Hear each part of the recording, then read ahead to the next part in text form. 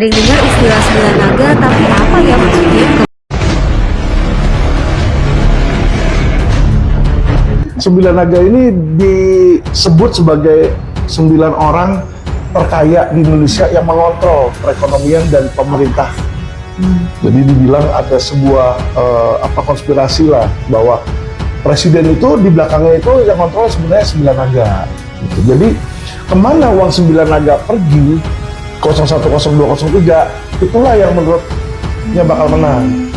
Nah saya kemarin 2 minggu terakhir ketemu sama mereka gitu kan, kita ngobrol-ngobrol.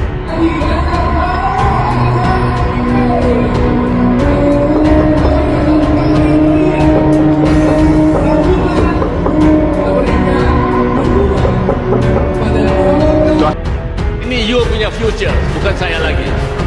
Saya belong to the past. Anda yang menentukan masa depan Anda sekarang ini. Dan jangan pilih yang salah.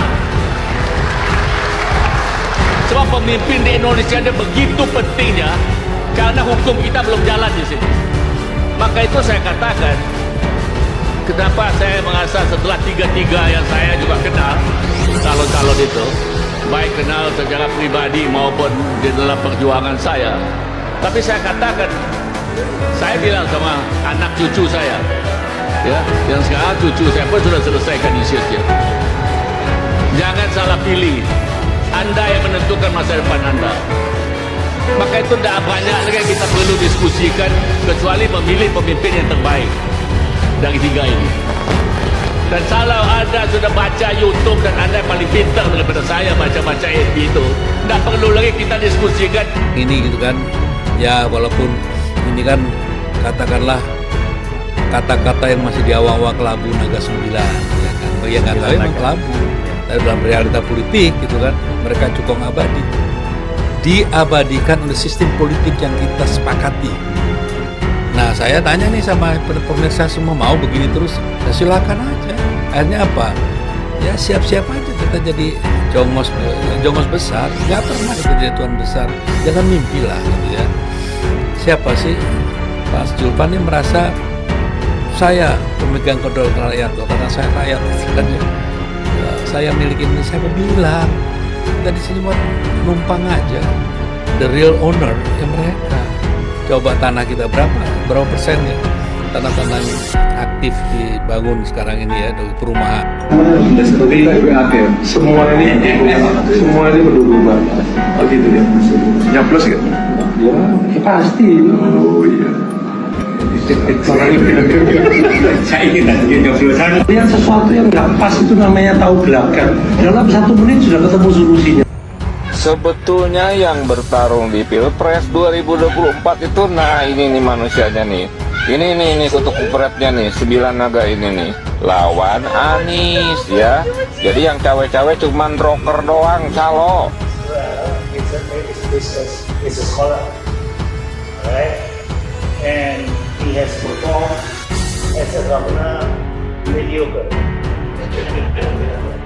He has not really performed anything, really, compared to his enemy, Ahok, to be fair. So, if you ask me what why of the three,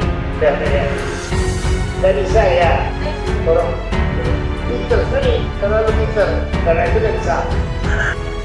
Ramai banget konglomerat di Indonesia kumpul makan bareng. Kalau ngomongin konglomerat pasti pada bilangnya 9 naga. Tapi kalian tahu nggak istilah 9 naga artinya apa? 9 naga atau Gang of Nine adalah istilah pada 9 pengusaha besar keturunan Tionghoa di Indonesia. Awal istilah ini muncul pada era Orde Baru di mana saat itu pengusaha dan pemerintah membentuk hubungan saling menguntungkan. Bahkan katanya 9 naga ini penguasa ekonomi Indonesia. Gak salah sih dibilang penguasa ekonomi Indonesia karena mereka menguasai perusahaan-perusahaan besar di Indonesia yang memberikan dampak signifikan terhadap perekonomian, pertumbuhan, dan pembangunan negara. Kira-kira siapa aja ya 9 naga ini? Ngomongin naga, tahun depan adalah tahun naga, di mana ada arak-arakan tepekong 12 tahun sekali dari kelenteng Buntek Bio yang hanya ada di tahun naga. BTB keluarin edisi spesial kalender arak-arakan 12 tahun sekali. Kalender ini udah jelas banget ada penanggalan lunarnya dan tanda sembayang serta tanggal sejid Dewa Dewi. Ya mau beli kalender edisi spesial ini bisa ke Bioku ya. Yang disebut 9 naga mulai dari Hartono Bersaudara, James Riyadi, Antoni Salim, Dato Sri Tahir,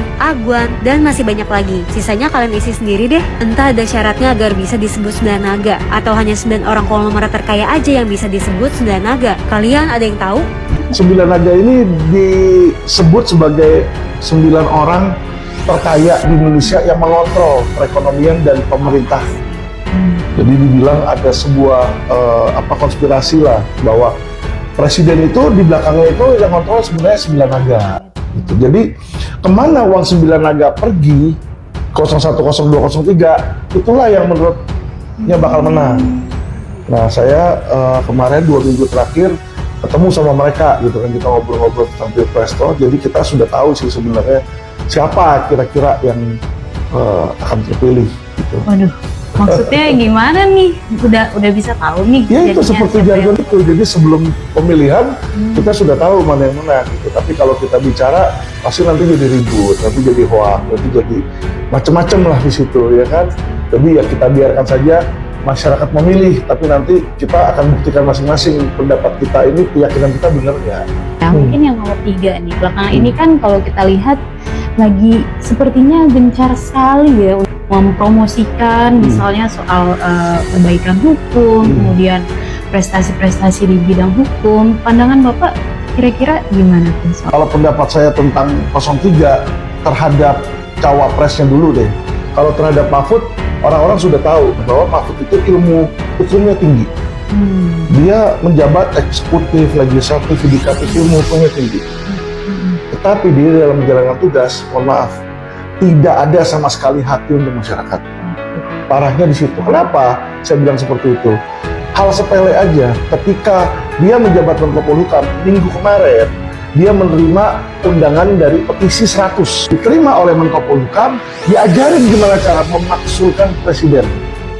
Lucu nggak? Maksudnya gini, kalau Anda misalnya kerja sebagai pembantu rumah tangga, ada maling nanya, gimana cara saya mau ngerampok rumah Anda ajarin nggak? Anda terima nggak? Harusnya nggak dong. Karena kan Anda bekerja untuk tuan rumah, mendapatkan gaji dari tuan rumah, dipilih oleh tuan rumah, dikasih kepercayaan.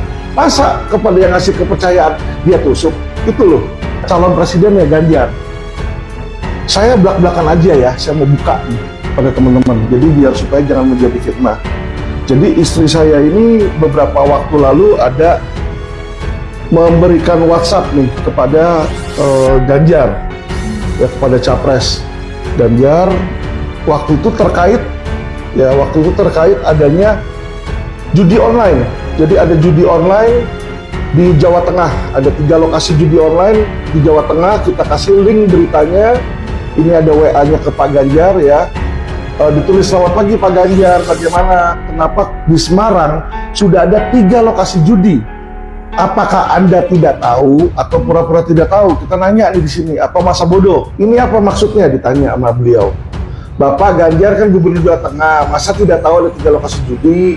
Kita bilang kan hal normal masyarakat menanyakan jika ada kejahatan yang tidak diatasi oleh Pemprov. Apakah sebagai gubernur tidak melakukan perbuatan melawan hukum jika membiarkan terjadinya kejahatan di wilayahnya? Apakah sebagai masyarakat dilarang bertanya dan mempertanyakan? Terus ditanya, Anda sudah melapor ke Polresta? Sudah dilaporkan bahkan ke Polda, ke Kapolda Pak. Tapi infonya Oknum 303 ada setoran ke Oknum Polri, jadi tidak ada tindakan. Saya minta datanya kalau Anda punya. By the way, Anda tinggal di Semarang, ditanya, boleh saya tahu nama Andanya? Ada, kita bilang ada videonya. Ini polisi ngecek, lokasi tutup 1 hari karena sudah bocor, ada sidak. Bentar saya berikan videonya. Yang terjadi habis itu beliau sedikit upset lah dan menelpon istri saya.